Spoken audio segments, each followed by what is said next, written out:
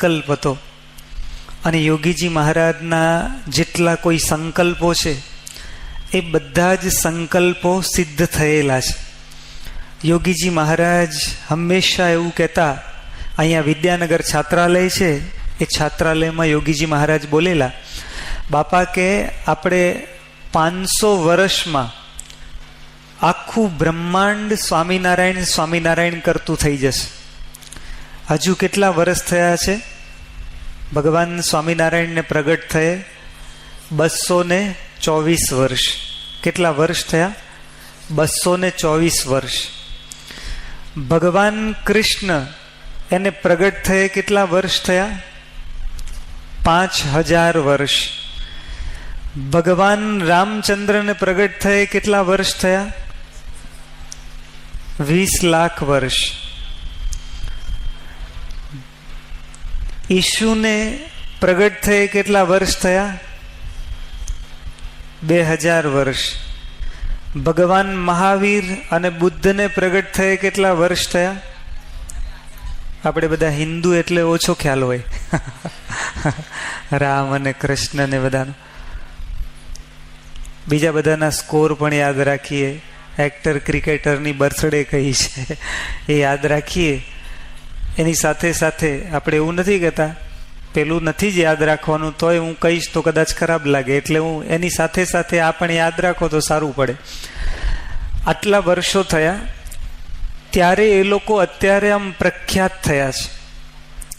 ભગવાન સ્વામિનારાયણને ફક્ત 224 વર્ષ થયા, પણ આજે દુનિયામાં સ્વામિનારાયણ સંપ્રદાય એક ટોપ મોસ્ટ ઉપર છે.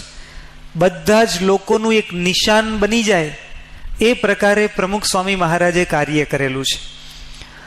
પ્રમુખ સ્વામી મહારાજે યોગીજી મહારાજના જેટલા કોઈ સંકલ્પો હતા, યોગીજી મહારાજ આજથી 40 વર્ષ પહેલા, 45 વર્ષ પહેલા બોલેલા કે આપણે અમેરિકામાં સત્સંગ કરાવવો છે, લંડનમાં સત્સંગ કરાવવો છે, જાપાનમાં સત્સંગ કરાવવો છે, રશિયામાં સત્સંગ કરાવવો છે.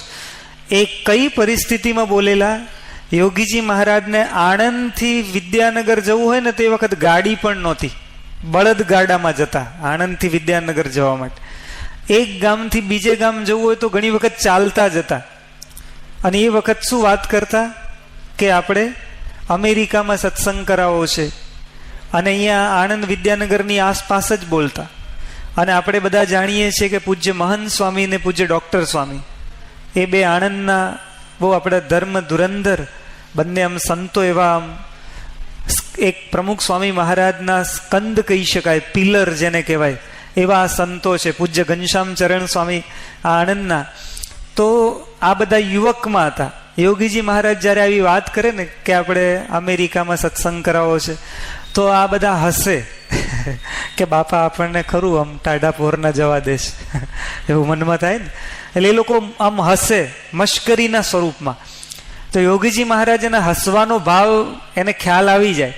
એટલે યોગીજી મહારાજ કહેતા કે ભલે તમે અત્યારે હસો છો, પણ તમે તમારી નજરે જોશો કે અમેરિકા અને લંડન આ બધા દેશ છે ને આમ ડોલતા. અને યોગીજી મહારાજ જે બોલ્યા એ ફક્ત 10-20 વર્ષના ગાળામાં એ લોકોએ એમની નજર સમક્ષ જોયું. આપણને એમ થાય કે મોટા પુરુષ બોલે એ સત્ય તો થાય જ, કારણ કે ભગવાન અને સંત જે બોલે ને એ કદાચ બાવળિયાના ઝાડ નીચે ઊભા હોય ને એવું બોલે કે આને કેરીઓ આવશે તોય કેરી આવે. એ સત્પુરુષનું સામર્થ્ય છે. આંબે તો કેરીઓ આવે છે, એમાં કઈ નવાઈ નથી. પણ યોગીજી મહારાજ અને પ્રમુખ સ્વામી મહારાજ કેવા સત્પુરુષ હતા? એ એમ કે ને કે બાવળ ઉપર કેરી આવે તોય આવે, બળદ દૂધ આપશે તો બળદ દૂધ આપે, ગાય તો આપે જ. સત્પુરુષની વાણીનું સામર્થ્ય આ છે. યોગીજી મહારાજ એવા પુરુષ હતા. તો યોગીજી મહારાજ જે કંઈ બોલતા એ બધું સત્ય થયેલું છે. આજે બધા જુએ છે લંડનની અંદર યોગીજી મહારાજ કે મોટું બોર્ડિંગ હાઉસ કરવું છે, ચાર્ટર્ડ પ્લેન કરવું છે. આ પ્લેનમાં બધા જે સંતો એકી સાથે તમે વિચાર તો કરો, 400 વર્ષ પહેલા, અરે 400 નહીં 200 વર્ષ પહેલા 1892માં વિવેકાનંદ ગયા અને ધર્મ પરિષદમાં આમ તો એ ગયા તો પ્રવચન એટલું કંઈ ધારદાર નહોતું. વિવેકાનંદ ગયા ને ધર્મ પરિષદમાં ફક્ત 7 મિનિટ પ્રવચન કરવાનું હતું. એ પ્રવચન કરવાનું હતું. એમાં આપણી ભારતીય સંસ્કૃતિ, આપણે તો આમ દરેકને આ રીતે my dear brothers and sisters આ રીતે બોલતા હોય, તો પરદેશમાં તો આવું તો બોલવાનું હોય જ નહીં. એ લોકો માનતા ના હોય બ્રધર્સ ને સિસ્ટર્સ જેવું. એટલે એ લોકોએ તો પહેલું આવું વાક્ય સાંભળ્યું વિવેકાનંદ પાસે, એટલે બધા અભિભૂત થયા, બહુ પ્રભાવિત થયા. અને 3 મિનિટ સુધી આમ ક્લેપિંગ ચાલુ રહ્યું. આવું બોલ્યા ને, માય બ્રધર્સ એન્ડ સિસ્ટર્સ, એટલે બધા લોકોએ આમ તાળીઓના ગડગડાટ. 7 મિનિટમાંથી 3 મિનિટ તો આમ જ જતી રહી. 4 મિનિટમાં કેટલું માણસ બોલી શકે? પણ એ જે પ્રભાવ પડ્યો, અને પછી એમ બધાને થયું કે ભારતમાં પણ સંતો છે. એટલે પછી વિવેકાનંદ 2-4 ઠેકાણે અમેરિકામાં ફર્યા અને ભારતીય સંસ્કૃતિની વાતો કરી. પછી અહીંયા ભારતમાં આવ્યા અને ભારતમાં ઠેર ઠેર એમના પ્રવચનો થયા.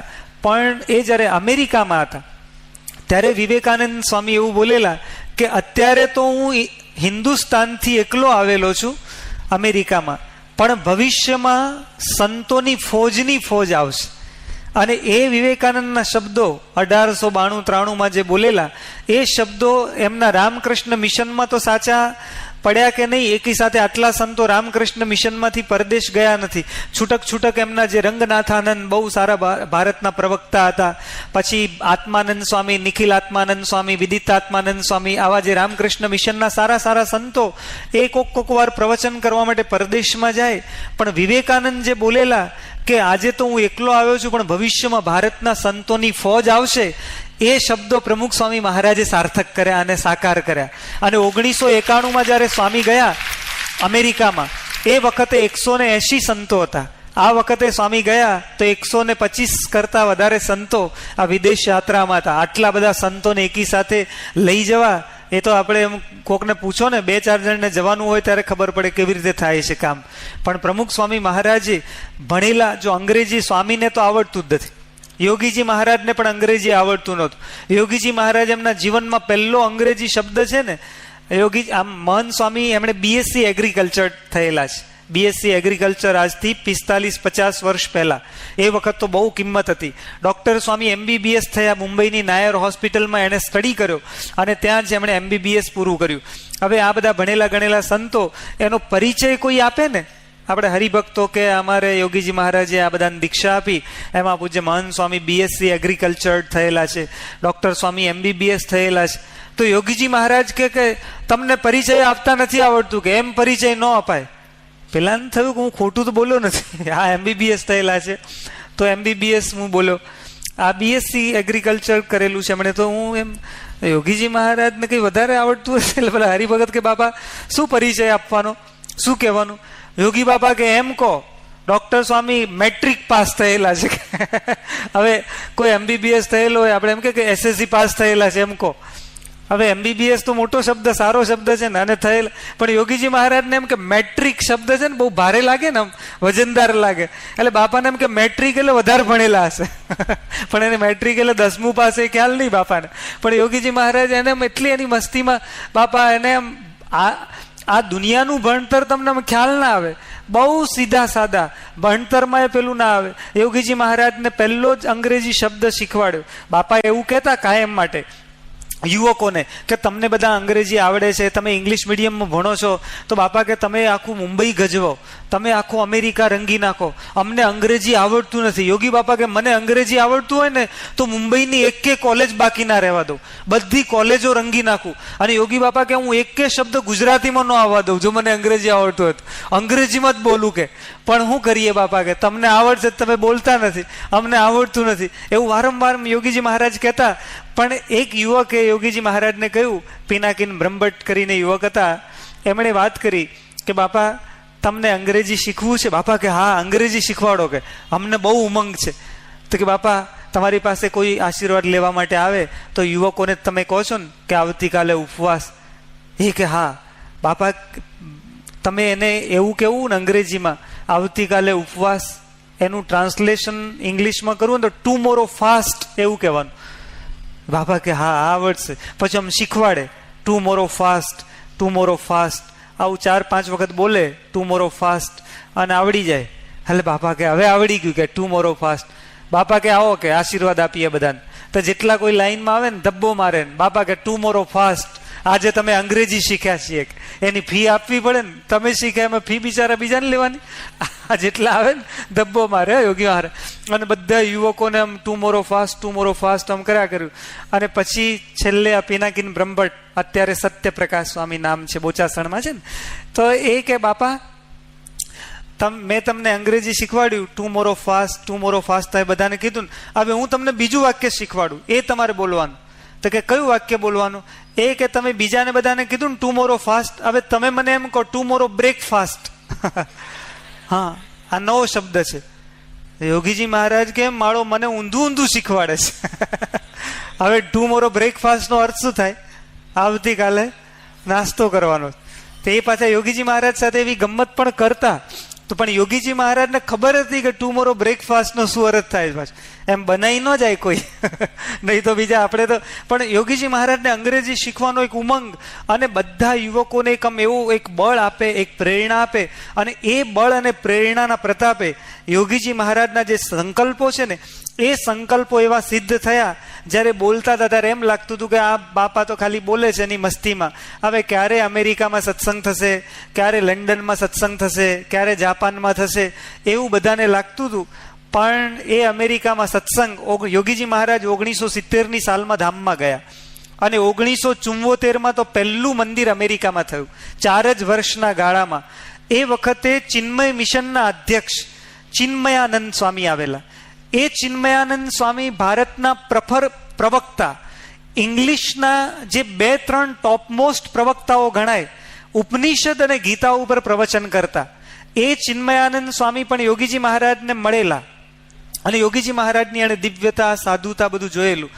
અને 1974માં પ્રમુખ સ્વામી મહારાજ ન્યુયોર્કમાં મંદિર કર્યું, એ વખતે હાજર હતા. અને હાજર હતા ત્યારે એમણે વાત કરી કે હું કેટલા વર્ષોથી અમેરિકામાં આવું છું, મારા કેટલાય શિષ્યો પણ છે, અને હું કેટલા વખતથી અહીંયા મિશન સ્થાપવાનો વિચાર કરું છું, એમ છતાં હજી હું સક્સેસ નથી ગયો. અને યોગીજી મહારાજ અમેરિકામાં તો આવ્યા જ નથી, બાપા યોગીજી મહારાજ અમેરિકા ગયેલા જ નથી. પણ યોગીજી મહારાજે 70ની સાલમાં આપણા કેસી પટેલ, આપણા હરિભક્તને કીધેલું કે તમારા ઘરની સામે મંદિર થશે. તો યોગી બાપા તો 70માં પછી ધામમાં ગયા 71ની સાલમાં. પણ પ્રમુખ સ્વામી મહારાજ 1974માં પરદેશમાં ગયા અને ન્યુયોર્કની અંદર કેસી પટેલના ઘરની સામે જ મંદિર કર્યું. એ વખતે હાજર હતા. અને એમણે કહ્યું કે સત્પુરુષના સંકલ્પમાં કેવી તાકાત હોય છે, કેવું સામર્થ્ય હોય છે. એ ચિન્મયાનંદ સ્વામી કે મેં મારી આમ સાક્ષાત હું નજર જોઉં છું. બાકી ગમે તેવો વ્યક્તિ હોય ને તો અમેરિકામાં મંદિર કરવું એ સામાન્ય વાત છે, ખાવાના ખેલ છે. અહીંયા નથી થતું ને આપણા દેશમાં કરવું હોય તોય કેટલું દમ નીકળી જાય છે, તો એ લોકો સહયોગ નથી આવતા. તો પરદેશમાં થાય જ ક્યાંથી? પણ સ્વામી બાપાએ જે મંદિરો કર્યા ને, પ્રમુખ સ્વામી મહારાજે, અત્યારે 35 મંદિર અમેરિકામાં છે. અને 35 એટલે આ તો સામાન્ય છે, 30 એકર જમીનમાં મંદિરો. આ શિકાગોનું થયું એ 30 એકર જમીનમાં, હ્યુસ્ટનનું થયું એ 20 એકર જમીનમાં, એટલાન્ટાની જમીન લીધી. આપણે LA ની અંદર તો હજી જમીન તો લેવાની છે ને, પ્રમુખ સ્વામી મહારાજ જમીન લેતા પહેલા ખાસ ખાતમુહૂર્ત કરી દીધું. નહીં તો માણસ જમીન લીધા પછી ખાતમુહૂર્ત થાય ને, પણ પહેલા ખાતમુહૂર્ત થયું. સ્વામી કે એ જ જમીન મળશે, આ તો કેસ ચાલે છે જમીનનો. તો પણ સ્વામી કે મળશે અને કરી દો, પછી હું ફરીથી ક્યારે આવવાનો પાછું? પણ કામ તો શરૂ થઈ જાય ને. કેનેડાની અંદર 30 એકર જમીન છે, એમાં સ્વામી મોટી હવેલી બનાવી, આના કરતા એ ડબલ હવેલી, અદ્ભુત હવેલી બનાવી. શિકાગોમાં હવેલી તૈયાર થઈ ગઈ, એવી હ્યુસ્ટનમાં થશે. અને અમેરિકામાં અક્ષરધામ માટે 157 એકર જમીન. વિચાર તો કરો, કલ્પના ના આવે અમેરિકામાં આટલી જમીન. યોગીજી મહારાજના જેટલા કોઈ સંકલ્પ હતા એ બધા જ સંકલ્પો પ્રમુખ સ્વામી મહારાજે પૂરા કર્યા. અને અત્યારે અમેરિકાનો જે સત્સંગ આપણે જોઈએ, પણ એમાં મૂળ કારણ શું છે? સત્પુરુષનો સંકલ્પ. યોગીજી મહારાજે તો એમ પણ કીધેલું છે કે કાશ્મીરમાં પણ મંદિર થશે. હા, એટલે કાશ્મીર ભારતમાં જ જશે નહીં. ખ્યાલ આવે છે ને? બાકી તો આ તો યોગીજી મહારાજ બોલ્યા છે એટલે આપણને વિશ્વાસ, બાકી રાજકારણીઓનો વિશ્વાસ નથી. એ તો શંકરના ડબરાની હરાજી કરે એવા છે બધા, કૃષ્ણની વાંસળી વેચી મારે એવા છે. આજકાલના જે રાજકારણીઓ છે ને, એને તો કશી પડી જ ના હોય ને. ખ્યાલ આવે છે કે નથી આવતું? હા, આ તારનું રાજકારણી બધું જ. એ લોકોનું ઘરનું તો કશું કાઢવાનું છે નહીં, દેશનું ભલે ને વેચાતું. એક છોકરો એના પપ્પા પાસે ગયો કે પપ્પા મને 10 રૂપિયા આપો ને. પપ્પા કે કેમ? એક અમારા શિક્ષકે કહ્યું છે કે આપણે ભારત દેશનો નકશો ખરીદીને લેતા આવજો. એટલે મારે નકશો ખરીદવો છે ને એટલે મને 10 રૂપિયા આપો. એના પપ્પા કે હમણાં મહિનો ઠેરી જા, કે નકશો બદલાય એવું લાગે છે. હા, આ બધા વેચી મારે, પછી જે ભાગ રહે ને એનો નવો બહાર પડવાનો છે નકશો. એટલે એ દશા છે. પણ યોગીજી મહારાજ જે બોલ્યા છે એટલે આપણને વિશ્વાસ છે કે કાશ્મીર પણ ભારતમાં 100% રહે છે. પ્રમુખ સ્વામી મહારાજ પાસે 10 વર્ષ પહેલા સૌરાષ્ટ્ર યુનિવર્સિટીના વાઇસ ચાન્સેલર આવેલા. એ વાઇસ ચાન્સેલર હરસુખલાલ સંઘવી એનું નામ. એણે વાત કરી પ્રમુખ સ્વામી મહારાજને કે સ્વામી, આજથી 20 વર્ષ પહેલા, એટલે એમણે જે વાત કરી પ્રમુખ સ્વામી મહારાજને 90ની સાલમાં, આજથી 14 વર્ષ પહેલા એમણે વાત કરી, તો એના 20 વર્ષ પહેલા એટલે 34-35 વર્ષ પહેલાની વાત છે. એ કે હું યોગીજી મહારાજ પાસે પોરબંદરમાં આશીર્વાદ લેવા માટે ગયેલો. મોહનલાલ ભગદેવ કરીને તમારા હરિભક્ત મને લઈ ગયેલા. હું યોગીજી મહારાજ પાસે ગયો. એ વખત હું LLB નો અભ્યાસ કરતો હતો. તો હું પગે લાગ્યો અને આશીર્વાદ માગ્યા કે મને આશીર્વાદ આપો, હું આમાં આગળ વધું. હવે LLB નો અભ્યાસ જે કરે એ કયું ખાતું કહેવાય? કાયદાનું ખાતું કહેવાય, ન્યાયનું વિષય કહેવાય ને, કાયદો. યોગીજી મહારાજ ધબ્બો મારીને બાપા કે જાઓ શિક્ષણ ખાતામાં બહુ આગળ વધશો. ખ્યાલ આવે છે ને? જે લાઈન તમને, તમે યોગીજી ધારો કે સ્વામી પાસે આવો ને એન્જિનિયરિંગ કરતા હોય અને સ્વામી ધબ્બો મારીને કે જાઓ ફાઇન આર્ટ્સમાં બહુ આગળ વધશો. એટલે હું એન્જિનિયરિંગ કરું છું, આ નથી મારી ચિત્રની લાઈન. તો પણ યોગીજી મહારાજ ધબ્બો માર્યો, બાપા કે જાઓ તમે શિક્ષણ ખાતામાં બહુ આગળ વધશો. એટલે આમને થયું હરસુખલાલને કે યોગીજી મહારાજને ખબર નહીં પડતી હોય LLB એટલે હું. એટલે એમણે સમજાવ્યું કે સ્વામી, હું જે લાઈનનો અભ્યાસ કરું છું ને કાયદાની લાઈન છે, LLB એટલે વકીલાતમાં, ને મારે એમાં આગળ વધવાનું છે. તો યોગીજી મહારાજ ફરી જ ધબ્બો માર્યો, બાપા કે જાઓ શિક્ષણ ખાતામાં બહુ આગળ વધશો. પછી એને થયું કે હવે યોગીજી મહારાજને કદાચ આમાં ખબર નહીં પડે કેટલા વિભાગ હોય ભણવામાં, પણ હશે કે આશીર્વાદ તો આપ્યા છે. એટલે પછી એણે બહુ માથાકૂટ કરી નહીં અને તો આશીર્વાદ લઈને આવતા રહે. LLB કર્યું એણે, પણ એ સૌરાષ્ટ્ર યુનિવર્સિટીના વાઇસ ચાન્સેલર થયા, ઉપકુલપતિ. તો ઉપકુલપતિ જે થાય એ કયું ખાતું કહેવાય? ખ્યાલ આવે છે? એ કે મારે જવું હતું કાયદાના ખાતામાં, પણ યોગીજી મહારાજ શું કીધું કે જાઓ શિક્ષણ ખાતામાં બહુ આગળ વધશો, ને કે આજે શિક્ષણ ખાતામાં જ હું આગળ વધ્યો છું. મોટા પુરુષના શબ્દો એ આપણા કરતા એ બધું જોઈ શકે છે. એને ખ્યાલ છે કે આ વ્યક્તિ ક્યાં જવાનો છે. યોગીજી મહારાજ પાસે આપણા એક હરિભક્ત આવ્યા, જેણે ગઢડા મંદિરની જમીન આપેલી.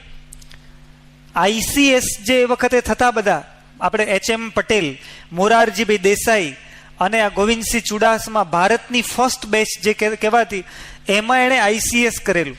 અને એ વખતના ICS, અત્યારે તો તમે બિહારની અંદર જાઓ ને, બિહાર તો સાવ બોગસ છે ને. જબ તક સમોસા મેં આલુ રહેગા તબ તક બિહાર મેં લાલુ રહેગા, એમ કે ને. એટલે એવું તંત્ર છે, ખરું કે નહીં? લાલુ પ્રસાદનું તંત્ર કેવું છે તો આપણને બધાને ખ્યાલ છે ને. એટલે વધારે કંઈ વાત નથી કરવી, પણ લાલુ પ્રસાદ ને લોકો છે ને, લાલુ પ્રસાદ, દેવ ગોવડા અને ઇન્દ્રજીત ગુજરાલ બધા આમ ગયા ઉપર ભગવાન પાસે, અને પછી આમ અઠવાડિયું રોકાવાનું હતું. સ્વર્ગમાંથી પછી નરકમાં ગયા. એક એ જોતા જઈએ, કદાચ ભવિષ્યમાં આવવાનું થાય તો વાંધો ના આવે. એટલે નરકની પણ મુલાકાત લીધી અમે. નરકમાં ગયા પછી ત્યાં 2 દિવસ રોકાયા. એર કન્ડિશન ચેમ્બર પાછી અલગ હતી એમાં. તો બધાને થયું કે આપણે ઘેર સમાચાર તો આપીએ ક્યાં છીએ. એટલે સમાચાર આપ્યો. દેવ ગોવડાએ એને ઘેર ફોન કરીને કીધું હું અત્યારે અહીંયા છું નરકમાં, 2 દાડામાં આવી જઈશ પાછો. ઇન્દ્રજીત ગુજરાલે કહ્યું કે હું 2 દિવસમાં આવી જઈશ. પણ લાલુ પ્રસાદે પણ વાત કરી. તો ઇન્દ્રજીત ગુજરાલ, દેવ ગોવડા એ લોકોએ ફોનમાં વાત કરી. બંને 5-5 મિનિટ કરેલી. પેલા એ 5 મિનિટ, 3 જણાએ 5-5 મિનિટ ફોન કરેલું. પણ લાલુ પ્રસાદનું બિલ છે ને 2.5 રૂપિયા જ આવ્યું, અને પેલા લોકોનું બિલ છે ને લાખ રૂપિયા આવ્યું. પેલા લોકો કે અમે 3-5 મિનિટ વાત કરીશ, ઇન્ડિયામાં જ વાત કરીશ, તો આનો ચાર્જ કે સાવ ઓછો હોય ને અમારો લાખ રૂપિયા. પેલો કે બિહાર ને અહીંયા લોકલ ફોન ચાલે છે, લોકલ ચાર્જ છે બિહારથી નરકનો. ખ્યાલ આવે છે ને? એટલે નરક જેવું કરી દીધું છે. હે સમજણ પડે છે ને કે નથી પડતી? બહુ મોડી ટ્યુબલાઇટ પડે છે તરત. એટલે હવે એ બિહારની અંદર તમારે આઈએએસ કરવું હોય ને તો તમે ઇઝીલી કરી શકો. કોઈ બીએ થઈ જાય ને પછી નોકરી ના મળે ને તો બીએ નો સ્ટુડન્ટ તમે બિહારમાં કોઈને પૂછો ને કે તને તો હવે નોકરી મળી નહીં, હવે તું શું કરીશ? એ કે નોકરી નહીં મિલી કુછ નહીં કે, વૈસે તો આઈએએસ કર લેંગે કે. આમ જાણે આપણે નહીં બીએ પછી એમએ કરે ને એટલી સહજતાથી બોલતા હોય લોકો કે મને નોકરી નથી મળી તો વાંધો નહીં, હું આઈએએસ થઈ જઈશ. કેટલું સસ્તું હશે તે આઈએએસ થવાનું બિહારમાં? એવું અત્યારે એ વખતે આઈએએસ થવાનું સસ્તું નહોતું. ભારતની ફર્સ્ટ કેડર જ્યારે એ લોકો થયા, આ મોરારજીભાઈ દેસાઈ ને બધા બહુ હાઈલી ઇન્ટેલેક્ચ્યુઅલ એ લોકો. તો ગોવિંદસિંહ ચુડાસમા એ યોગીજી મહારાજ પાસે આવ્યા. હવે આઈસીએ એક કક્ષાના ભારત જ્યારે આઝાદ થયું પછી પહેલા જ કલેક્ટર જે બધા મુકાયા ને એમાં ભાવનગર જિલ્લાના કલેક્ટર એ મુકાયા હતા. આપણા સત્સંગી હતા. પણ એ યોગીજી મહારાજને એક વખત કે બાપા મારે એક પ્રશ્ન છે. યોગીજી મહારાજ કે શું પ્રશ્ન છે? એ કે મારી દીકરી હર્ષદ કુંવર બા, એમના દીકરીનું નામ હતું. એ કે મારા દીકરી છે હર્ષદ કુંવર બા, એને લગ્ન થયે 17 વર્ષ થયા પણ એમને કોઈ સંતાન નથી, તો એને એમ તમે આશીર્વાદ આપો. યોગીજી મહારાજ કે આવતીકાલે તમે મળજો. બીજે દિવસે મળ્યા. બીજે દિવસ મળ્યા તો યોગીજી મહારાજને એણે કહ્યું કે બાપા આટલો જ પ્રશ્ન છે, મારી દીકરીને ત્યાં પુત્ર નથી, તો તમે આશીર્વાદ આપો.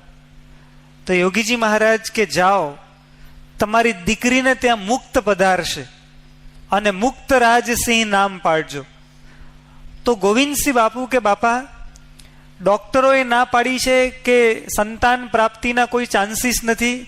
જેટલા કોઈ જોનારા કોઈ જ્યોતિષી હોય બીજા ત્રીજા બધાએ કીધું કે આના જીવનમાં સંતાન યોગ લખેલો જ નથી. અને તમે તો કીધું કે જાઓ મુક્ત પધારશે અને મુક્ત રાજસિંહ નામ. યોગીજી મહારાજ કે મહારાજ આપશે, ભલે ડોક્ટરો ના પાડે બીજા બધા ના પાડે પણ મહારાજ આપશે. તો એ કે સારું, પણ કે તમે તો અત્યારથી નામે આપી દીધું મુક્ત રાજસિંહ, પણ એ જન્મ થશે એ વખતે રાશિ નહીં આવે તો? યોગીજી મહારાજ કે જાઓ રાશિ પણ એ જ આવશે. અને એ જ્યારે બાળકનો જન્મ થયો તો એ મન ટ જે સિંહ રાશિમાં જન્મ થયો અને મુક્ત રાજસિંહ નામ પાડ્યું. આજે આશીર્વાદ આપે 1.5 વર્ષ પછી જન્મ થાય એ વખત રાશિ પણ કઈ આવશે? એ કોના હાથમાં હતું? યોગીજી મહારાજના હાથ. એવા એ બોલે પ્રમાણે થાય. ભગવાનને સંજોગો એ રીતે સેટ કરવા પડે. યોગીજી મહારાજ એવા પુરુષ હતા. અને યોગીજી મહારાજ બોલ્યા કે અમેરિકામાં લંડનમાં બધે સત્સંગ થશે, અને અત્યારે બધે સત્સંગ તમે જુઓ, તમને વાત કરશે સ્વામી હરિતિલક સ્વામી, એમણે જે જોયું અત્યારે જે બધા કિશોરો ત્યાં આવે છે, યુવકો આવે છે, હાઈલી ઇન્ટેલેક્ચ્યુઅલ. પ્રમુખ સ્વામી મહારાજ જે 700 સંતો કર્યા, એમાં આપણા એક સંત છે, આ હમણાં એક હ્યુસ્ટનમાં દીક્ષા આપી, કદાચ તમે ટીવી સ્ક્રીન ઉપર જોયું હશે, પણ એ પછી વાત કરું. એક બીજા સંત અત્યારે આપણે કીર્તિ સાગર સ્વામી છે, આણંદના જ છે. કીર્તિ સાગર, કદાચ કોઈએ નામ સાંભળ્યું હોય, આમાંથી જ બહુ આવતા હોય એને. એ કીર્તિ સાગર સ્વામી લંડનમાં હતા. એ 10મામાં અભ્યાસ કરતા હતા ત્યારથી એમ મોડેલિંગ માટે નહીં, એમ પસંદ કરે ને બધાને મોડેલિંગ માટે એમ, તો જોજો આર્માની કંપની છે લંડનની, જોજો આર્માની બહુ મોટી કંપની છે. આ જે કીર્તિ સાગર એટલે વિમલ એનું નામ હતું. તો એ યુવકમાં હતા, ભણતા હતા. એ વખતે એને તો શું આમ થોડું આમ એક્ટિંગ સાધારણ કરવાની, એનો પોઝ લઈ લે લોકો અને એક આમ જાહેરાત માટે આપે, એડવર્ટાઇઝ માટે. એને તો દર અઠવાડિયે કેટલા મળતા? 5000 પાઉન્ડ. 1 પાઉન્ડ એટલે કેટલા થાય? અત્યારે શું ભાવ છે? 85 રૂપિયા. 80 થી 85 ની વચ્ચે ભાવ ચાલે, અપ્સ ડાઉન્સ થયા રાખે, ફ્લક્ચ્યુએશન્સ આવે. 80 થી 85 ની વચ્ચેનો અત્યારે ભાવ છે. એ જ્યારે હતા ત્યારે 70-75 ભાવ હતો પાઉન્ડનો. અઠવાડિયાના 5000 પાઉન્ડ. મહિનાના કેટલા અઠવાડિયા આવે? 4 અઠવાડિયા, અને 2 દાડા ઉપર વધે. 4 અઠવાડિયા કેટલા પાઉન્ડ થાય? 20000 પાઉન્ડ. 20000 ગુણ્યા 75 કરો તો કેટલા થાય? 75 ગુણ્યા 2 એટલે 150. 15 લાખ રૂપિયા કેટલા થાય? 15 લાખ રૂપિયા દર મહિને એને મળતા હતા. એણે ત્યાં માર્કેટિંગમાં એટલે આ રીતે એડવર્ટાઇઝિંગમાં કેટલો વખત કામ કર્યું. એમાં કામ તો કઈ રાત દિવસ નોકરી નહોતી. એનો પોઝ લઈ લે અને એ લોકો આપે, આના જ એને મળતા હતા. 1.5 વર્ષ સુધી એણે એ જોજો આર્માનીમાં અત્યારે જે ચશ્મા પહેરે છે ને એના ચશ્મા તમે જોજો, એક આમ એની ચશ્માની ફ્રેમને પેલું દાંડી હોય ને એની ઉપર એ કંપનીનું નામ લખેલું છે. કંપનીના ચશ્મા છે. અત્યારે દિલ્હીમાં પ્રદર્શન વિભાગમાં સેવામાં છે. હવે 15 લાખ રૂપિયા મહિને મળે. એને 1.5 વર્ષ સુધી 10મા 11મા હતા. કેટલા રૂપિયા થાય? 12 મહિનાના કેટલા થાય? 15 12 180, 1 કરોડ ને 80 લાખ રૂપિયા. 1.5 વર્ષના કેટલા થાય? આટલું આમ હવે આટલી કમાણી મૂકીને આવે, વિચાર આવે આપણને? તમારા આનંદના જ છે. આમ ગૌરવ, આપણું તો ગૌરવ કહેવાય ને. જોજો તમે આવે એટલે, હો, આમાંથી કોઈ તૈયાર થજો પાછા. હા, બેહી રહ્યા છે બધા. પણ આ જો પરદેશથી આવે, યોગીજી મહારાજનો સંકલ્પ હતો, પ્રમુખ સ્વામી મહારાજનો સંકલ્પ. કેવા કેવા યુવકો, એવા યુવકો પછી હમણાં જે હ્યુસ્ટનમાં હરિતિલક સ્વામીના બધા સંતો ગયા, હ્યુસ્ટનમાં દીક્ષા આપી. એક રાહુલભાઈ, એમનું અત્યારે નામ શું પાડ્યું? જનક ભગતમાં રાહુલને શું હરીશચંદ્ર આપ્યું. એ વકીલ LLB કર્યું એણે. એ અહીંયા દીક્ષા લેવા માટે આવ્યા સાધકમાં. તો સાધકમાં આવ્યા એ પહેલા એ ત્યાં એક ઠેકાણે જ્યાં જતા હતા ત્યાં એને મહિને $25,000 મળતા હતા. મહિને $25,000 એટલે કેટલા થાય? અત્યારે ડોલરનો ભાવ 50 રૂપિયા ચાલે, 45-50 ની વચ્ચે. 50 રાખો ને, ગણતા ફાવે એટલે.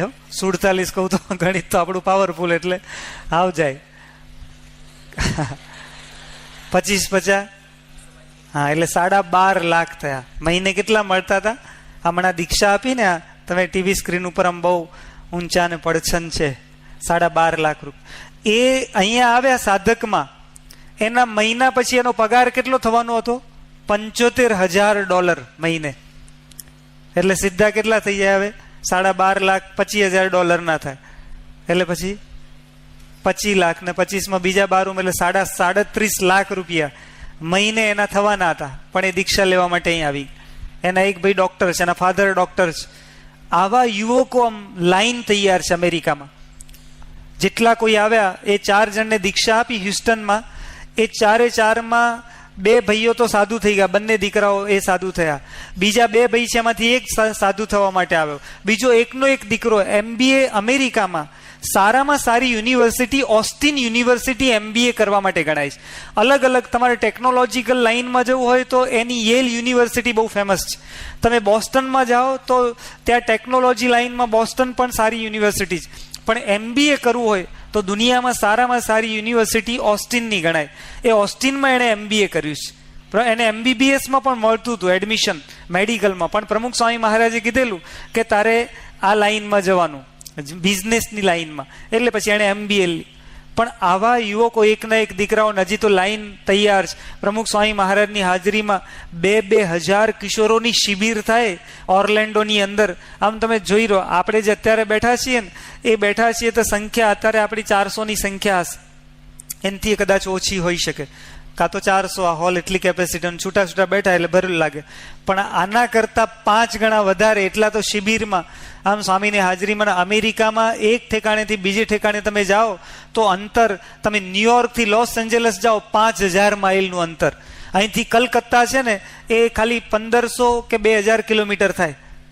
કિલોમીટર, પેલું તો માઇલમાં થાય. એટલે કલકત્તા જઈને પાછા આવો ને પાછા કલકત્તા જાઓ ને એટલું ન્યુયોર્કથી લોસ એન્જલસ થાય. પણ બધેથી આમ યુવકો જે બધા લાભ લેવા માટે આવે અને સત્સંગનું જે આમ ચામ તમે જુઓ તો એનું મૂળ કારણ શું છે? યોગીજી મહારાજ અને પ્રમુખ સ્વામી મહારાજમાં શું હતું? તો યોગીજી મહારાજમાં પ્રેમ હતો, નિસ્વાર્થ પ્રેમ હતો. એ નિસ્વાર્થ પ્રેમ એમણે આપ્યો.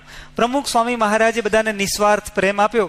ચિન્મયાનંદ સ્વામી યોગીજી મહારાજ માટે એવું બોલેલા, એમણે લખીને આપેલું છે. એ તો બહુ હાઈલી ક્વોલિફાઈડ માણસ.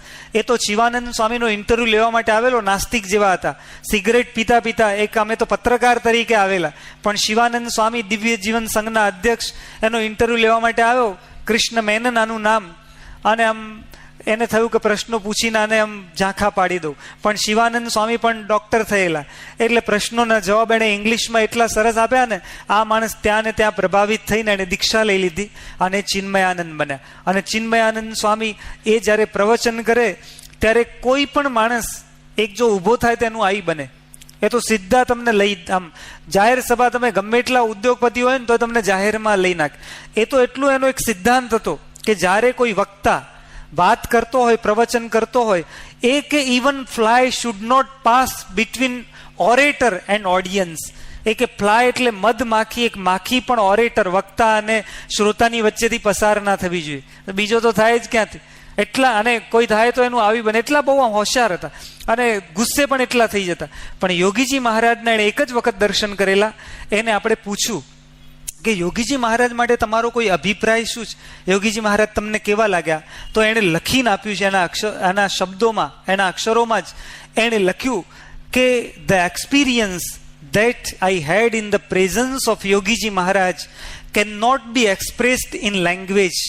કે યોગીજી મહારાજ પાસે હું આવ્યો અને જે મને 15-20 મિનિટ હું રોકાયો એની સાથે, પણ જે મને અનુભવ થયો છે ને, એ કે I can't express in language, એ કે હું શબ્દોમાં વ્યક્ત કરી શકું એમ નથી. He is a living mass of Upanishads, what is experienced in the Upanishads. એ કે યોગીજી મહારાજ એટલે શાસ્ત્રોમાં જેટલી કોઈ વાતો કરી છે, ઉપનિષદમાં, ગીતામાં, બીજા કોઈ શાસ્ત્રોમાં જે કોઈ વાતો કરી છે, એનું મૂર્તિમાન સ્વરૂપ એટલે કે યોગીજી મહારાજ. અને પછી એણે કહ્યું the bliss of the self supreme exploding out of that aged body, wafting a steady fragrance of pure love, gushed into those who came near to fill up the heart of others, even when they are not pure enough to receive it or retain it. Hence, none wants to leave him or his presence. એ કે યોગીજી મહારાજ એટલે કેવા કે the bliss of the self supreme exploding of out of aged body. એ કે યોગીજી મહારાજ એવા હતા, એના શરીરમાંથી, ઉંમર લાયક હતા યોગીજી મહારાજ, પણ એના શરીરમાંથી જે નિસ્વાર્થ પ્રેમનો, ચૈતન્ય બ્રહ્મનો જે ધોધ આવતો ને, એ ધોધ જે આવતો તો કે વોફ્ટિંગ અ સ્ટેડી ફ્રેગ્રન્સ ઓફ પ્યોર લવ. જેમ અગરબત્તી તમે સળગાવો ને, અગરબત્તીના ધૂપ પેલી ધુમાડો આમ થતો જતો જાય ને, એને વોફ્ટિંગ કહેવાય.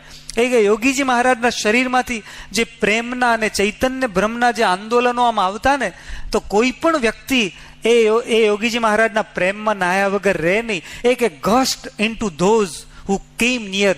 એ કે બધા માણસો એમાં પલળી જતા અને બધાના હૃદય પણ એ પ્રેમથી ભરાઈ જતા. અને એણે કીધું કે આપણે કદાચ લાયક ન હોઈએ યોગીજી મહારાજની દિવ્યતા પ્રાપ્ત કરવા માટે, એમ છતાંય યોગીજી મહારાજની દિવ્યતા એવી હતી કે આપણામાં ભરાઈ જ જાય, આપણે પાત્ર ન હોઈએ તોય. અને એટલેથી અટકે નહીં, પણ કે યોગીજી મહારાજને આપણામાં તો ઘણું અંતર હતું, એમ છતાંય યોગીજી મહારાજનું હાજરી, એનું સાનિધ્ય આપણને મૂકીને દૂર જવાનું મન ન થાય. યુવકો જેટલા કોઈ આવે, તમે જુઓ કે યોગીજી મહારાજ તો બિલકુલ ભગવાનમાં રત રહેતા, તોય પણ બધા યુવકો જે આવતા ને, એક યુવક છે ને યોગીજી મહારાજ પાસે આવ્યો, બાપા કે ગઈકાલે કેમ ન દેખાણા ગુરુ? એ કે બાપા ગઈકાલે તો હું મરાઠા મંદિરમાં ગયો હતો. મુંબઈમાં મરાઠા મંદિર સિનેમાની ટોકીઝ છે, એટલે એ કે બાપા મરાઠા મંદિરમાં ગયો હતો. એને એમ કે મંદિરની વાત કરીએ તો યોગી બાપા એમ સમજશે કે બીજા મંદિરમાં ગયો હશે, એટલે વાંધો નહીં એમ. તો એ કે બાપા મરાઠા મંદિરમાં ગયો હતો. બાપા કે એમ, એ મંદિરમાં કોની મૂર્તિઓ હતી? યોગીજી મહારાજ પાછું ડિટેલમાં પૂછ. એ કે એ મંદિરમાં કોની મૂર્તિઓ હતી? એ કે બાપા ત્યાં તો લક્ષ્મી નારાયણ, રાધા કૃષ્ણ, સીતારામ, આવી બધી મૂર્તિઓ હતી. યોગીજી મહારાજ કે માળો બનાવે છે અમને. પછી યોગીજી મહારાજ કે એ બધી મૂર્તિઓ હૃદયમાં ભરશો તો પછી અમારા કાઢતા દમ નીકળી જશે. હા, અમને બનાવે છે. પછી બાપાએ આમ ધબ્બો મારીને બાપા કે એમ ન જવાય કે આપણે ત્યાં, લો કે કાલે ઉપવાસ કરી નાખજો. એ કે બાપા હું ઉપવાસ કરીને જ જોવા ગયો તો કે મને ખબર હતી કે તમે દંડ ફટકારવાના જ છો, એટલે પહેલો દંડ ભોગવી લીધો ને પછી ગયો હતો. પણ યોગીજી મહારાજ દરેકને એમ આ રીતે, જેટલા કોઈ યુવકો આવે બધાને ખબર હતી. એક યુવક તો યોગીજી મહારાજની સભામાં બેસે ને, પછી આમ ઊભો થયો સભામાંથી.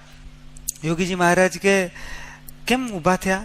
પછી એ કે બાપા હું છે ને સિનેમા જોવાનો ટાઈમ થયો ને, એટલે કે સિનેમા જોવા જવું છે. સાચું બોલી જાય ભાઈ. યોગીજી મહારાજ કેમ આપણે ન જવાય? એ કે બાપા મારે જવું છે. તો યોગીજી મહારાજ કે ત્યાં સિનેમામાં શું હોય કે એવું પૂછ્યું યોગી બાપા કે એમાં શું બતાવે? એ કે બાપા કે સંસાર નકામો છે, દુનિયા સાવ નકામી છે, સ્વાર્થી છે, એવું બધું બતાવે. પેલો યુવક એવું કે બાપા કે એવું બતાવે? તો કે બાપા કે આ તો આપણે જે સંત કથામાં વાતો કરીએ એવું જ હોય છે. એ કે હા બાપા એવું જ બતાવે એમાં. તો કે રોજ જજો યોગી બાપા કે. પેલા યુવકને કે બાપા કે તો રોજ જજો તમે. અને પછી તો યોગીજી મહારાજને શીખવાડ્યું. બાપા કે જો તમારે બધા સભામાં બેસવાનું, અને સભામાં બેસો પછી તમારો ટાઈમ થાય એટલે તમારે ઊભા થઈ જવાનું. સિનેમા જોવાનો ટાઈમ થાય તમારે ત્યારે તમારે ઊભા થઈ જવાનું. પછી હું તમને પૂછીશ કે તમે કેમ ઊભા થયા, ક્યાં જાઓ છો, તો તમારે કહેવાનું કે મારે કોલેજ જવાનો ટાઈમ થઈ ગયો, એવું કહેવાનું. યોગીજી મહારાજ આવું પેલા શીખવાડે. આ પેલો ઊભો થાય સભામાં અને પછી બાપા કે ક્યાં જાઓ છો, એ કે બાપા મારે કોલેજ જવાનો ટાઈમ થયો ને એટલે હું કોલેજ જઉં. બાપા કે હા જાઓ, હો સારું ભણજો. અને એવું તો વાત કરીને મોકલે. આવું અઠવાડિયું ચાલ્યું હશે. પેલાને તો મજા પડી ગઈ કે બાપા બહુ આપણા ફેવરમાં છે, આપણા પક્ષમાં જ. તો એ તો બહુ ખુશ હતો. પછી અઠવાડિયું થયું અને એ યુવક ફાર્મસીનો સ્ટડી કરતો હતો. યોગીજી મહારાજની રૂમમાં એ યુવક હતા. અને પછી યોગીજી મહારાજ અચાનક આમ બાપા આમ છાતીમાં દુખાવો ઉપડ્યો હોય ને એ રીતે, બાપા કે અમને છાતીમાં બહુ બળે છે, છાતીમાં દુખાવો ઉપડ્યો છે, એમ કરીને આમ યોગી બાપા આમ થોડા મૂંઝાતા હોય એ રીતે બોલવા માંડ્યા. એટલે પેલો યુવક કે બાપા હું રમણભાઈને બોલાઈ આવું. એટલે ડૉક્ટર સ્વામી, એમનું નામ રમણભાઈ હતું અને MBBS નો અભ્યાસ કરતા હતા. એટલે કે બાપા હું એમને બોલાઈ આવું. બાપા કે ના, એમનાથી નહીં સારું થાય, તમે દવા કરો, તમારાથી સારું થઈ જશે. પેલો યુવક કે હું તો ફાર્મસીનો સ્ટડી કરું છું, મને દવા કરતા ના આવડે, એ તો ડૉક્ટર જે પ્રિસ્ક્રિપ્શન લખી દે ને એ અમે તો આપીએ, મન ના આવડે. બાપા કે ના, તમારી દવાથી. અને યોગી મહારાજ પાછો એનો હાથ પકડી રાખેલો, છટકી ન જાય ને એટલે. બાપા કે આમ આમ કર્યા કરે ને, બાપા કે તમે દવા કરશો ને તો મટી જશે, તમારી દવાથી જ અમને સારું થઈ જશે. એ કે બાપા હું MBBS નું નથી ભણતો, આપણે રમણભાઈ ભણે છે એટલે એને બોલાઈ આવું. બાપા કે ના ના, તમારથી મટી જશે. તો કે હું કઈ દવા લેતો આવું, તમે કોઈ લઈ આવું. બાપા કે તમે સિનેમા જોવા જાઓ છો ને, બંધ કરી દો ને તો મને મટી જાય કે. હવે કોઈ એમ કે ના હું નહીં બંધ કરું, નહીં તો દુખાવો ચાલુ રહે, યોગી બાપાનો દુખાવો ચાલુ રહે, ગમે કોઈ. એ યુવક કે બાપા હું નહીં જોવું હવે, આજથી બંધ. પણ કે તમને મટી ગયું બાપા, કે હવે મને સારું થઈ ગયું. અને એ યુવક તો પછી એમ સાધુ પણ થયા. યોગીજી મહારાજ કેવા કેવા પ્રેમ આપીને, નહીં તો જે આમ રાત દિવસ જો એને સિનેમા જોવા મોકલે અને ફરીથી પાછો એને સાધુ કરીને બેસાડી દે. આ યોગીજી મહારાજની એક રીત હતી. અને એ યોગીજી મહારાજે સંકલ્પ કરેલો કે આપણે બધે જ ઠેકાણે યુવક મંડળો કરવા છે. કિશોર મંડળ, આપણે યુવક મંડળ શબ્દ અત્યારે વાપરીએ છીએ. બાપા કે 500 કરવા છે, 5000 યુવકો કરવા છે, ગામો ગામ યુવકો કરવા છે. અને પછી યોગીજી મહારાજ તો કહેતા કે ભારતના જેટલા ગામ છે ને એ ગામમાં એક ગામમાંથી 10 સાધુ થાય અને 500 યુવક થાય. ભારતના ગામડાઓ કેટલા છે? ગુજરાતના 18,000 છે. ભારતના બધા ગામડાઓ થઈને લગભગ નહીં તો 3 લાખ ઉપર છે ગામડાઓ ભારતના. બધા પેલા કરો તો હવે એટલા ગામડાઓમાં 10 સાધુ એટલે કેટલા થાય? હવે એટલાને રાખવા ક્યાં? આમ જો 3 લાખ અહીંયા આટલા હોલમાં. તોય પણ યોગીજી મહારાજનો સંકલ્પ કેવો, એવો હતો આણંદ મંદિરે નહોતું. આમ બધા તમે સંસ્થામાં જુઓ તો 5 જ મંદિર હતા. બોચાસણ, અટલાદરા, ગઢેડા, સારંગપુર અને ગોંડલ, 5 જ મંદિર હતા. હવે 5 મંદિરમાં 3 લાખ હમાઈ શકે? પણ બાપા કે આપણે એટલા બધા કરવા છે અને 500 યુવક એક ગામમાંથી, તો 3 લાખ ગામ ને ગુણ્યા 500 કરો તો કેટલું? એનો સંકલ્પ હતો કે આપણે વધારવા છે યુવકો. અને થયા દિવસે દિવસ. અને એટલા હાઈલી ક્વોલિફાઈડ અત્યારે યુવકો આવતા જાય છે. આજે દિલ્હીનું અક્ષરધામ તૈયાર થાય છે. તમને નવાઈ લાગે, અમુક વાતો તો આપણે તમને કરી ના શકાય, કારણ કે પછીની વાતો છે એટલા માટે. પણ યોગીજી મહારાજે કહેલું કે જમુનાજીને કાંઠે મંદિર કરવું છે. જમુનાજીને કાંઠે તો દિલ્હીમાં આપણને 2000 વાર કે 1 એકર જમીન ન મળે, એને બદલે 100 એકર જમીન, 104 એકર જમીન દિલ્હીમાં છે. બધી સંસ્થાઓ વાળા અને જેટલા કોઈ રાજકારણી લોકો કે જેટલા કોઈ આવે ને બધા જોઈ રહ્યા. એ લોકો કે અમે આટલા વર્ષોથી દિલ્હીમાં છીએ, અમારે એકલો બંગલો બનાવવા માટે, ફાર્મ હાઉસ કરવા માટે જમીન જોઈએ છે ને, તો એ નથી મળતી. અને તમે આ 100 એકર જમીન આ એક સંસ્થા લે અને જે અક્ષરધામ તૈયાર થાય છે, આ તમે કલ્પના ના આવે એવા એની અંદર જે યોગીજી મહારાજ કહેતા કે એ વખતે માણસો પણ મળી આવશે. અત્યારે ખાલી એક આઈમેક્સ તૈયાર થાય છે. એ આઈમેક્સ દુનિયાનો ફર્સ્ટ ટાઈમ આઈમેક્સ. આમ તો આખી દુનિયામાં 300 થિયેટર છે, પણ 300 થિયેટરમાં આ જે આઈમેક્સ છે ને આપણો, એ વર્લ્ડમાં ફર્સ્ટ ટાઈમ કઈ રીતે છે? કોઈ નાનું ઇન્સ્ટિટ્યુશન, પ્રાઇવેટ ઇન્સ્ટિટ્યુશન આમ આખી ફિલ્મ તૈયાર કરતું હોય ને, એક જ ઇન્સ્ટિટ્યુશન છે. આજે કોઈ ટોકીઝ વાળા હોય ને, એ કોક ઠેકાણેથી ફિલ્મ તૈયાર લાવીને બીજાને બતાવે, જુદી વાત છે. પણ ટોકીઝ વાળા પોતે જ ફિલ્મ ઉતારે ને, એ જુદી વાત છે. આ તો આપણી સંસ્થા જાતે જ આખો શો તૈયાર કરે છે, અને એમાંય લાઈવ શો એક વ્યક્તિના હિસ્ટ્રી ઉપર કરવું એ તો વર્લ્ડમાં ફર્સ્ટ ટાઈમ નીલકંઠ વર્ણીનો જે શો થયો છે, આખા વર્લ્ડમાં બધા જ રેકોર્ડ બ્રેક કરે એ પ્રકારનો આખો શો તૈયાર થયો છે. એમાં 3 જણા જે મેઇન છે, એક કીથ મેલ્ટન કરીને છે જે ડાયરેક્ટર એનો, બીજો જે છે રીડ સ્મૂથ કરીને કેમેરામેન આખું જે બધું લે છે એ રીડ સ્મૂથ, અને આ કીથ મેલ્ટન, અને સાથે જે મ્યુઝિક આપનારો વ્યક્તિ એ સેમ કાર્ડન. આ 3 વ્યક્તિઓ કેવા છે? ઓસ્કાર એવોર્ડ વિનર છે. ઓસ્કાર એવોર્ડ એટલે ફિલ્મ લાઇનનો સૌથી શ્રેષ્ઠ એવોર્ડ કયો? Oscar award. એ ઓસ્કાર એવોર્ડ વિનર આ 3 જણા છે. એમાં મોટામાં મોટું નામ રીડ સ્મૂથનું. એના માટે એવું કહેવાય છે કે ભગવાને જે સૃષ્ટિ બનાવી છે એવી ને એવી સૃષ્ટિ બીજી ઊભી કરી હોય તો રીડ સ્મૂથ કરી શકે, એવું એનું નામ છે. અને દુનિયાના ટોપ 10 એવોર્ડ, 10 એવોર્ડ એને જ મળે, પછી 11મો એવોર્ડ બીજાને મળે, બીજા નંબર વાળો હોય ને, એવું રીડ સ્મૂથનું નામ છે. એ આપણને મહારાજની દયાથી વ્યક્તિ મળી ગયો, અને અહીંયા આવીને સ્વામીનું જો કાર્ય જોયું એટલો વ્યક્તિ અભિભૂત થયો. સેમ કાર્ડન એ મ્યુઝિક આપવા માટે આપણે અમદાવાદ મંદિરના સ્ટુડિયોમાં અઠવાડિયું રહી જાય. આજે ઓસ્કાર એવોર્ડ વિનર વ્યક્તિ જ્યારે આવે ને ત્યારે એ બહુ, એનો જે તોર કેટલો હોય, ખાલી એક ટ્રોફી મળતી હોય છે ને આપણને તોય ઊંચા ફરીએ છીએ. બધાને નથી આમ બધા કે મને આ મળ્યું.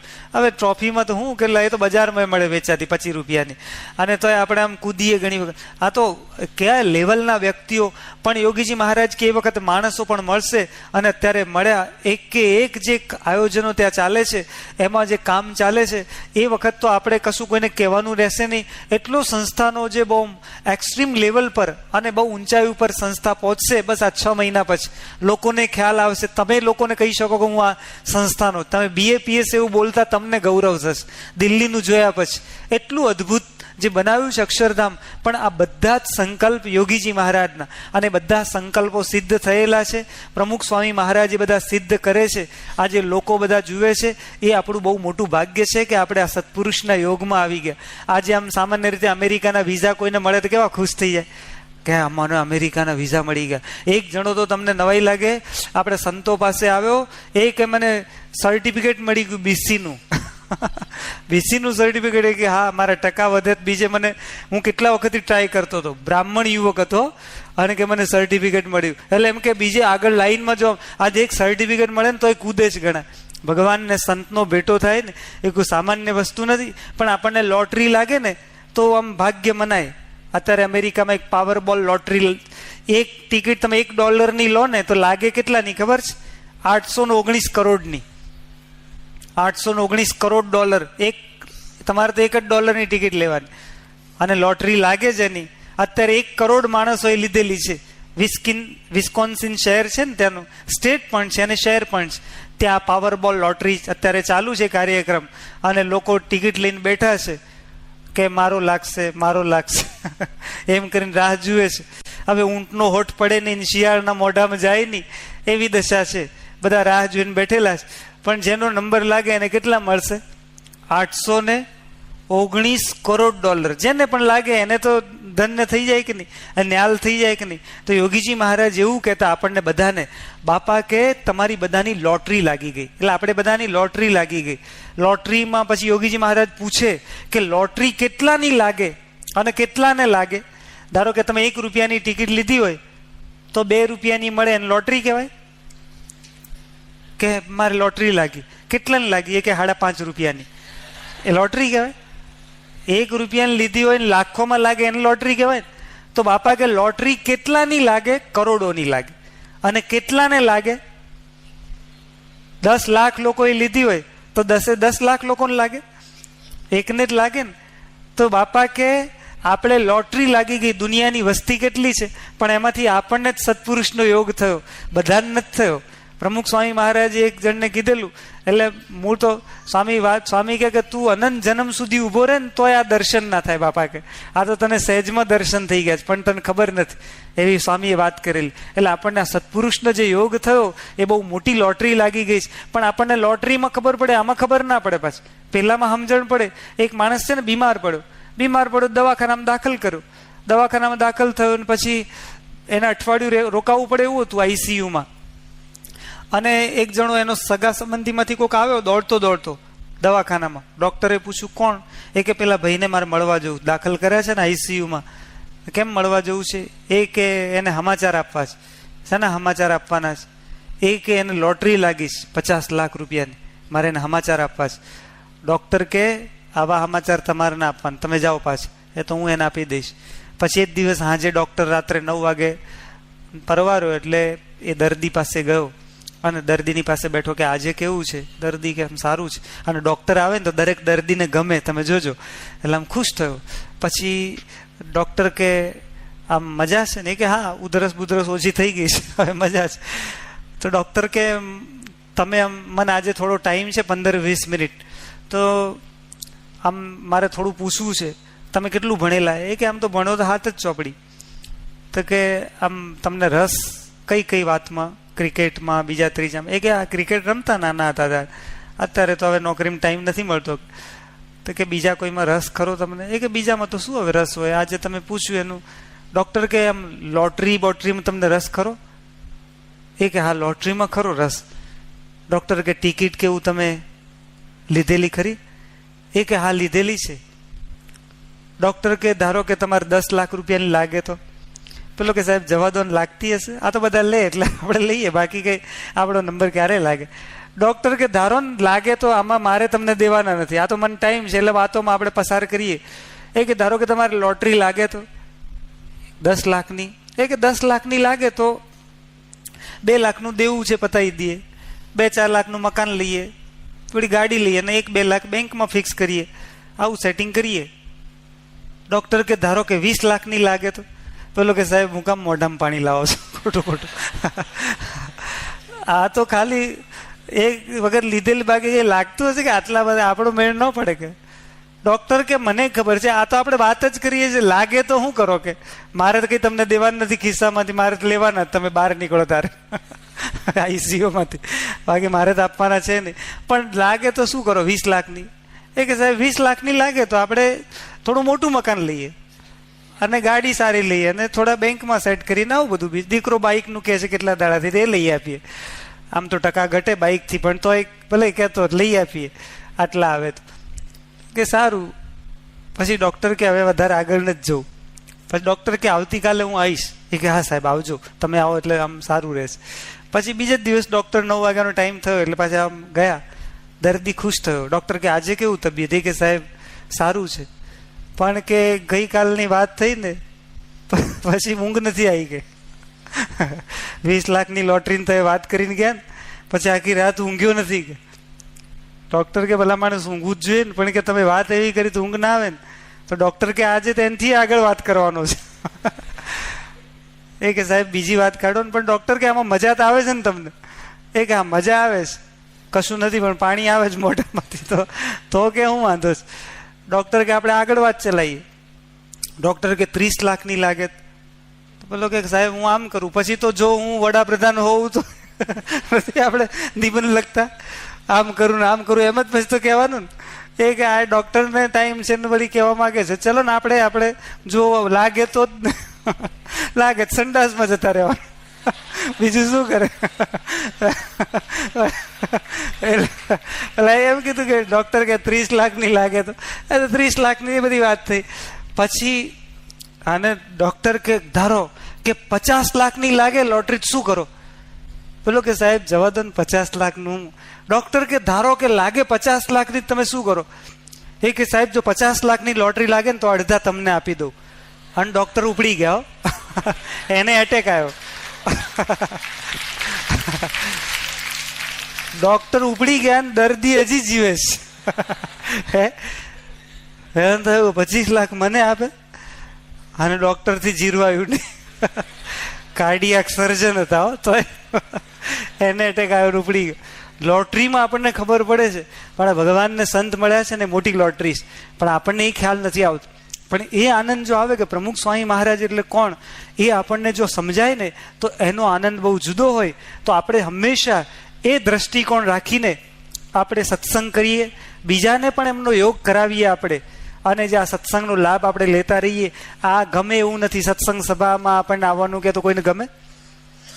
આઈસ્ક્રીમની પાર્ટી હોય તો ગમે કે ના ગમે? હા, પણ અહીંયા નક્કી કર્યું હોય કે આપણે બધા યુવકો છે એ યુવકોની તબિયત બહુ સારી રહેવી જોઈએ અને એટલા માટે મેલેરિયાની ગોળી આપો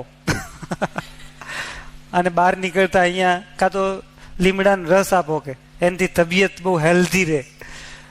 અને લીમડાનો કપ ભરીને મૂક્યો હોય અહીંયા અને બધા બારણા બંધ કરી દેવામાં આવે ને અહીંથી જ નીકળવાનું હોય તો આપણે કેટલા લઈએ? અને જો આપનારો આપણો દોસ્તારો જવા દે ને યાર, સ્વામિત કે પછી પેલો કદાચ તોય પણ આમ સંતો પાછા બાજુમાં ઊભા હોય એટલે છટકાય નહીં. અને લીમડાનો રસ આપતો હોય પેલો આપણો મિત્ર, આપણને એક કપ દરેકને આપવાનું નક્કી કર્યું હોય અને પેલો એક કપ આપે તો આપણે કે ભલા માણસ પ્રસાદ કેટલો હોય એમ કે પ્રસાદ આટલો હોય. એક તલના દાણામાં 84 વૈષ્ણવ થયા હતા અને પ્રસાદ તો ભગવાનનો તો થોડોક જ હોય ભલા માણસ, એક ટીપું આપ ઘણો થઈ ગયો એમ કહીએ કે ના. અને આઈસ્ક્રીમનો કપ આપતા હોય તો પેલો એક ચમચી આપે તો એમ કે આટલો શું કે તારા બાપનું શું જાય, જેને સ્પોન્સર કર્યો એને એમ કરીને પેલું કરીએ કે ના? હે, ના કરીએ આપણે? તો આઈસ્ક્રીમ આપણને કેવો ગમે છે ને, પણ લીમડાનો રસ ગમે નથી ગમતો. આ સભા છે ને લીમડાના રસ જેવી હોય છે આપણા માટે આપણને આવવાનું ગમતું નથી, પણ એમ છતાંય તબિયત શાનાથી સારી થાય? લીમડાના રસથી થાય. આઈસ્ક્રીમથી થોડી વાર મજા આવે પણ તબિયત સારી ન થાય. એટલે તબિયત સારી રાખવા માટે આ પણ એક ઉપાય છે. તો આપણે સભામાં ખાસ આવીએ, આપણા સંતો આટલું આયોજન કરે છે અને આપણને આટલું આપે છે, તો આપણે બધા જ સ્વામી બાપાની આજ્ઞાથી એમનો મહિમા સમજતા જઈએ અને સભાનો પણ લાભ લેતા જઈએ. એવી બુદ્ધિ, શક્તિ અને પ્રેરણા મહારાજ સ્વામી આપણને આપે. એના ચરણોમાં પ્રાર્થના.